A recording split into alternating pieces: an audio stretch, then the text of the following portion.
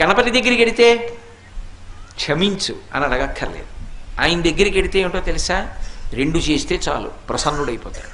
ఒకటి ఇలా ఇలా ఇలా అంటే చాలు. మిటికలు ఈ 2 కణతల మీద 3 మాటలు కొడితే ఆయనకి సంతోషం. ఇలా కూడా అనక్కర్లేదు ఆయన దగ్గరే. ఇలా కొట్టి ఈ చేతి మీద కుడి చేయి పైకొచ్చేట్టు ఎడం చేయి కిందకు ఉండేటట్టు పెట్టి కుడి చేత్తో ఈ చెవి చివరిని ఎడం చేత్తో ఈ చెవి చివరిని పట్టుకుని 3 మాటలు గుంజీలు తీస్తే ప్రసన్నుడైపోతాడు. ఏమండి మీరు చెప్తున్నారు బాగానే ఉంది, కానీ అంత పరబ్రహ్మం విఘ్నేశ్వరుడు, ఆయనకి ఎందుకండి ఇలాంటివన్నీ, ఇలాంటి పిల్లల చేష్టితాలు అన్నీ చేస్తే ఏమిటండి ఆయనకి ఆ సంతోషం అని అడగచ్చు మీరు. దీని వెనక ఒక మర్మం ఉంది.